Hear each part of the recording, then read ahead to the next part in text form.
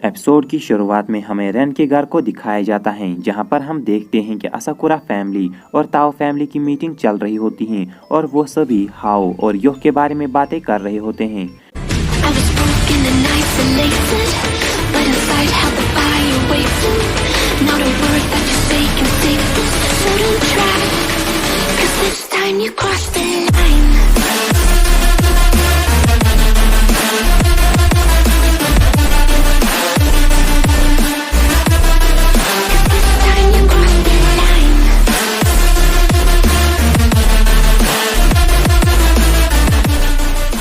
इसके बाद हमें दिखाया जाता है कि यो अपने टीममेट्स को सारी स्टोरी बता देता है कि कैसे हम दोनों जुड़वा भाई पैदा हुए।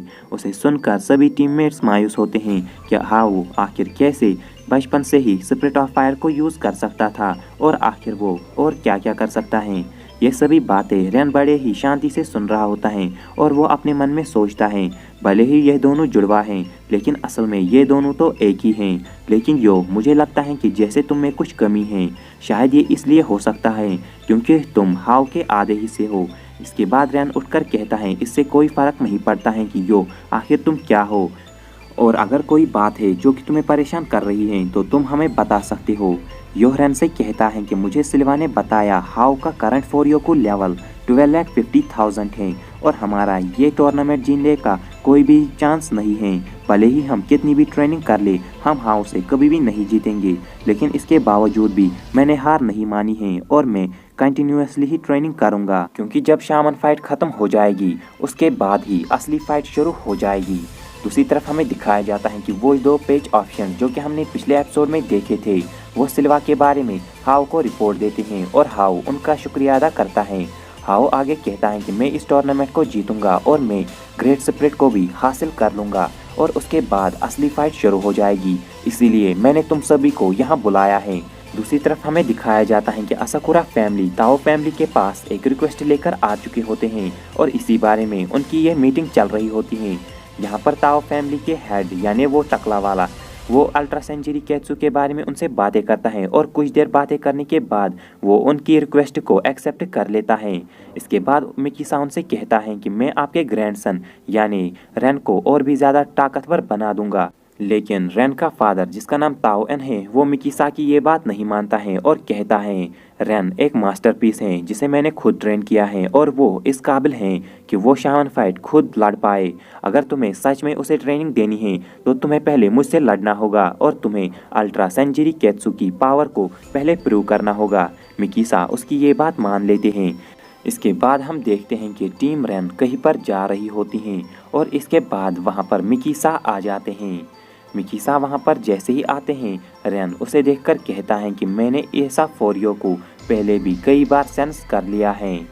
तभी वो मिकीसा उसे कहते हैं कि मैं योह का फादर हूँ और मैं यहाँ तुम लोगों को ट्रेन करने आया हूँ। मेरा नाम है मिकीसा असुकारा और मैं तुम्हें अल्ट्रा सेंचुरी कैत्सू सिखाने आया हूँ और उससे पहले मैं तुम लोगों का टेस्ट लूँगा। और यह कहकर वो रेन के ऊपर अटैक कर देता है और रेन बड़ी ही मुश्किल से उसे डॉज कर देता है। वो बड़ी ही तेज़ी से होरो और चोकोलो के पीछे भी आता है उन पर अटैक करने के लिए, लेकिन इससे पहले कि वो दोनों उस पर अटैक कर दे, मिकीसा वहाँ से गायब हो जाता है, यानी वो बहुत ही ज़्यादा फास्ट होता है। रेन इन सभी चीज़ों को देखकर कहता है कि ऐसा लग रहा है असाकुरा फैमिली मुझे ही परेशान करना चाहती है। इसके बाद वो कहता है तुम मुझे यहाँ सिखाने आए हो ना, लेकिन एक असुकारा से सीखने का मेरा कोई भी इरादा नहीं है। और रेन अपनी लाइटनिंग स्वॉर्ड निकालता है।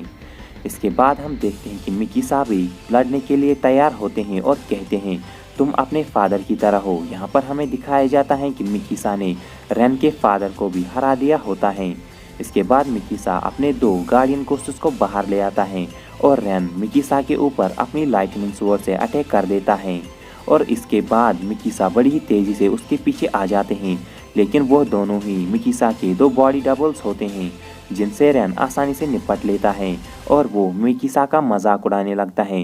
लेकिन मिकीसा उसे बताते हैं कि तुम्हें लगता है कि तुम जीत गए, लेकिन तुम गलत हो, मेरे ओवरसोल ने तुम्हें घेर लिया है। और रेन कहता है तुम्हें सच में लगता है कि ये रकून और ये डॉग मेरा कुछ बिगाड़ पाएंगे।